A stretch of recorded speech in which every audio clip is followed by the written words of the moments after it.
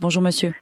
Bonjour. Président de SOS Racisme France, une réaction à ce qu'on vient d'entendre. Est-ce que vous êtes surpris parce que vous venez d'entendre ces nouvelles révélations, cette enquête qui avait déjà eu lieu pour le Bataclan? C'est des nouvelles révélations, oui et non. La question des menaces, c'était une question qui avait déjà circulé depuis plusieurs semaines, juste après les attentats.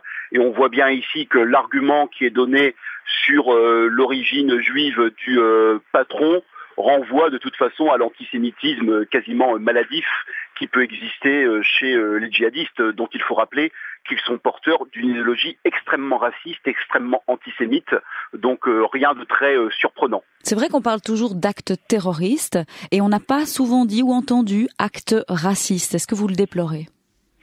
Oui, je le déplore un peu. Je l'avais notamment exprimé suite aux attentats à Charlie Hebdo et à nouveau à cette occasion. De toute façon, à partir du moment où on est sur un terrorisme très particulier, qui est un terrorisme qui vise à instaurer une société de marquée par le délire de la pureté. Le délire de la pureté ne peut amener qu'à l'élimination de groupes. On le voit à travers l'État islamique, on massacre des chrétiens, on vise des juifs, ensuite on va viser des chiites, on vise des yézidis, on vise là les homosexuels, on vise les trisomiques, etc., etc., etc.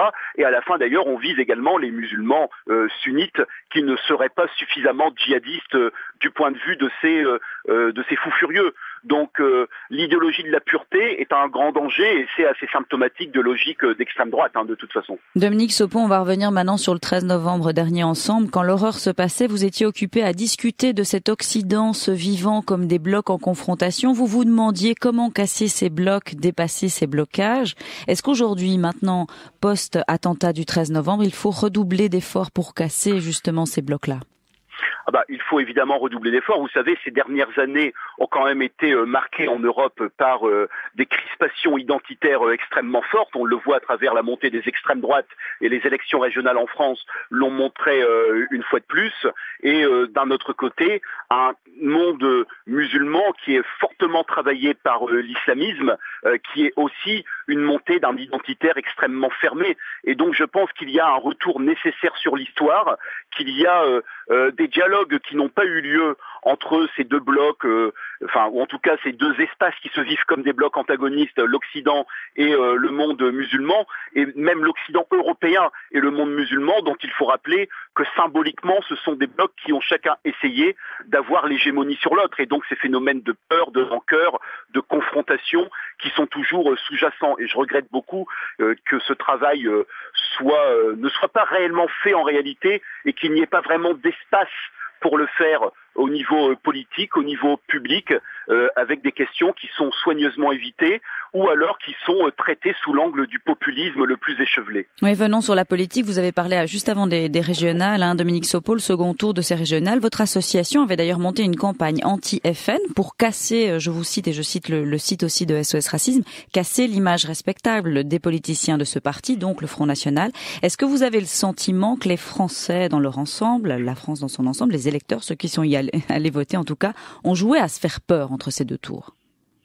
Je ne pense pas qu'ils ont joué à se faire peur. Je pense qu'on est sur un phénomène d'abord de montée du racisme et de l'identitaire dans notre pays, ou en tout cas d'une libération de l'expression du racisme, qui se traduit par une augmentation des voix en faveur du Front National et de façon encore plus spectaculaire à une abstention massive qui renvoie aussi à une forme de déception terrible de la part des électeurs, notamment de gauche, au regard de la politique qui est menée depuis 2012 et qui ne correspond pas, du point de vue de ces électeurs, aux valeurs qu'ils entendaient mettre au pouvoir en votant pour la gauche. Donc je pense qu'il y a un effet ciseau, une masse d'électeurs frontistes qui pensent que leur heure est venue, qui sont ultra mobilisés, et de l'autre côté, une très forte démobilisation qui heureusement a été corrigée entre les deux tours, parce que malgré tout, nous sommes dans un pays qui est marqué par la question de la liberté démocratique, la question de l'égalité, et que les électeurs l'ont montré, ne veulent pas que le Front National, en tout cas à ce stade, ne veulent pas que le Front National